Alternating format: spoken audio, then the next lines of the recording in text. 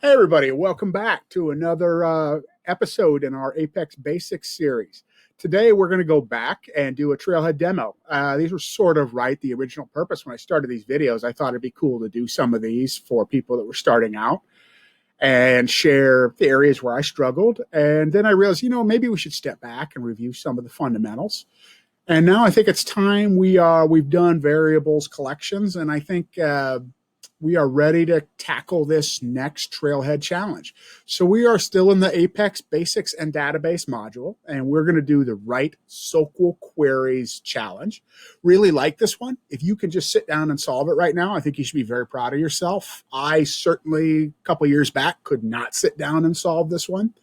I think it's a great challenge and incorporates all of the real fundamental building blocks of most of our Apex programming. We'll have a class, we'll have a method, we'll have return types, we'll have variables, we'll have collections, and we'll have a SOQL query. So I'm going to switch over to Trailhead, and I'm just going to read through the requirements here. So like I said, it is the Apex Basics and Database Challenge with the Write SOQL Queries.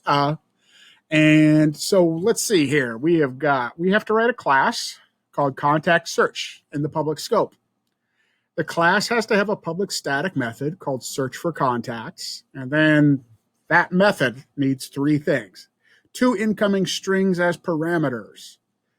The method should find any contact that has a last name matching the first string, and the mailing postal code, API name, this is important, mailing postal code, matching the second string.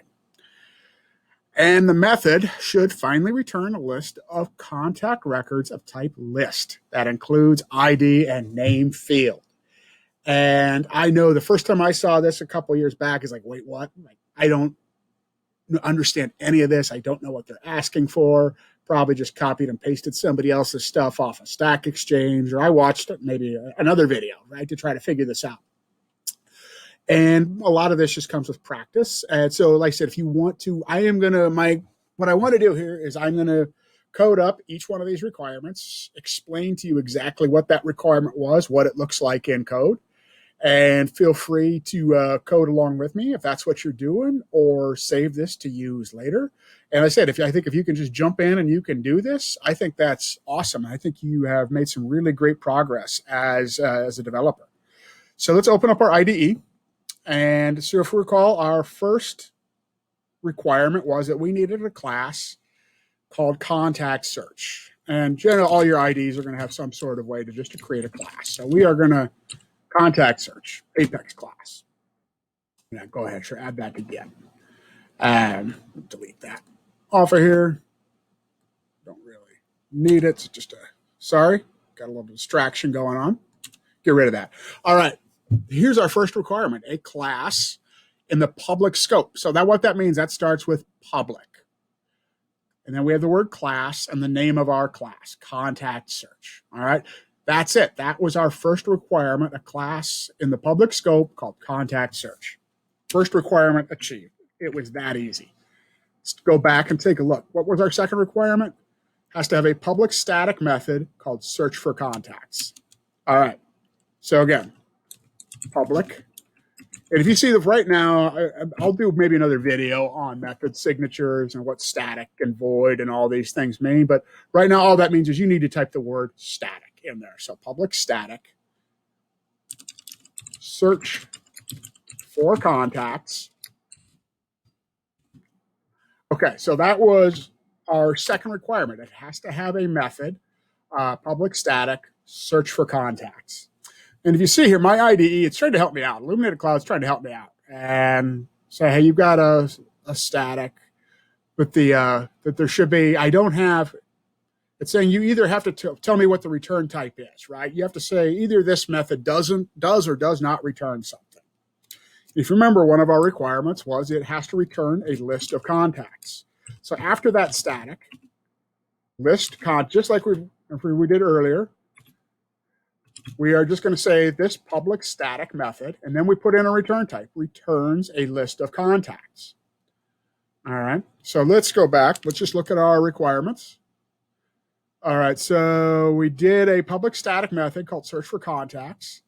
The method must accept two incoming strings as parameters. What the heck does that mean? If you remember, we touched on this briefly, but these parameters are variables that only exist like within the scope of the method. And that's a fancy way of saying only the code that is really between these curly braces can access the values inside of here. So we're going to call string, because remember, when we talk about variables, Apex is a statically typed language. So we have to say this is a string, and we're going to just name it, not last variable, that's a horrible name, last name.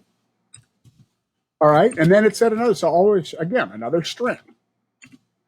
And I'm just going to call it postal code.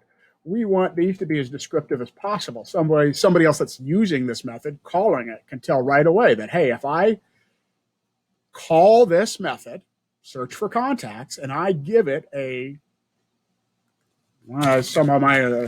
string named last name and a string called postal code, it's going to return back to me a list of contacts.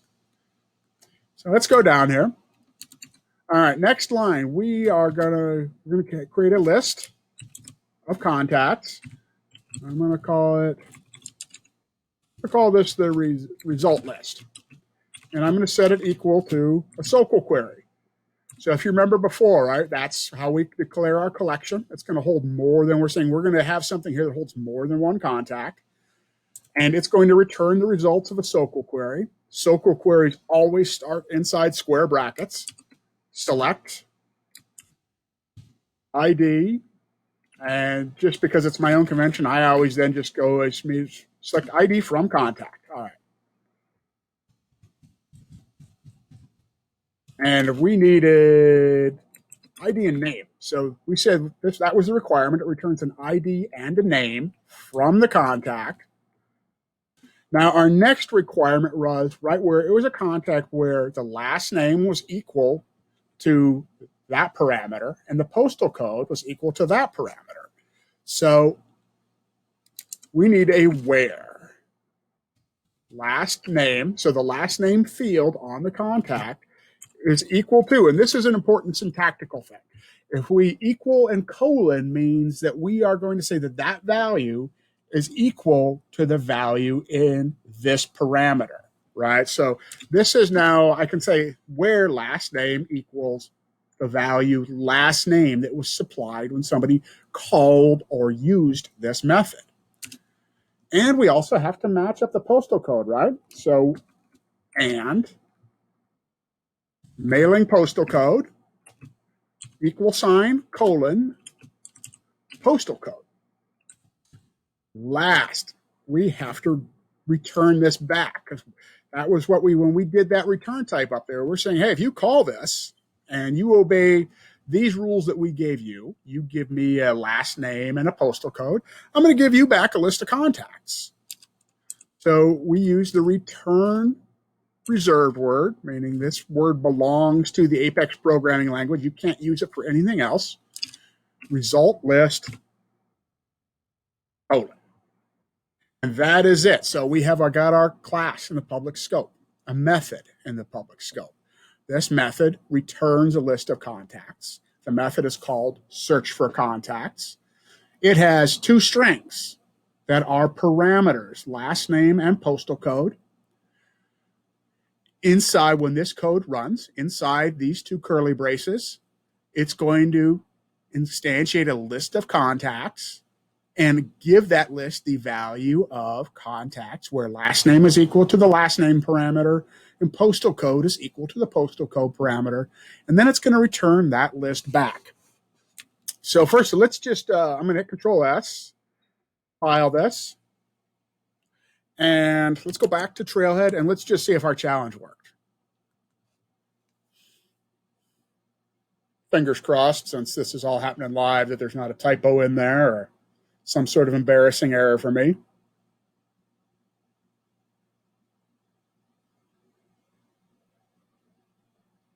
Awesome, it worked. And I tell you what, like real development is never like this. Nothing ever works the first time usually. So you're gonna make mistakes. Things are not gonna work. You're gonna have errors. That's part of the process. So I'm gonna open up Anonymous Apex real quickly because I want to show you how we would actually use something like this. So let's just say I needed some other code that was going to access this class and this method. So I'm going to, down here, I'm going to create another list of contacts. And I'm going to call this my return contacts. And I'm going to set it equal to the results. Remember, I have my contact search class. All right, so there's my class. I'm going to access that method with dot notation, search for contacts. And then I needed to provide that method, right, 2 parameters. In this case, now we call them arguments because this is what's actually being passed in to use, a last name and a postal code. So let me just I ran a SOQL query so I could look at Rogers 27215 as somebody in this dev org.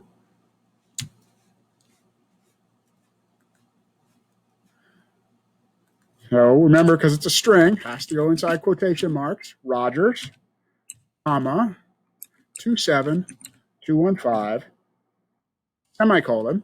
Whoop. And see, it's giving me an error here because it's looking for a string. That value is a string, and I wrote a number in. So there we go. Now my ID is saying, hey, that's okay, right? And this was, if I tried to run this, it wouldn't have even compiled, but that was Illuminated Cloud helping me out, going, hey, this method accepts 2 strings and you're trying to give it an integer. That's not going to work. And then let's just print it out to the console, system.debug, return contacts. And let's run it. All right. And so you can see if we scroll down, that's what we got back. So we called this method, and it did exactly what we said in code. It would return a list of IDs and names. So we gave it Rogers 27215, and search for contacts in return gave us back a list of contacts with ID and the name. So that's how it all works. Maybe the next video, I'll write up a unit test on this one. I think that might be a useful thing to do. But I hope this was useful. And if it was and you made it all the way through, please hit like and subscribe on this. And let me know if there's anything you'd like to see different or in the next video in the comments. And just keep on coding and get a little bit better every day, people. And I'll see you in the next video. Take care.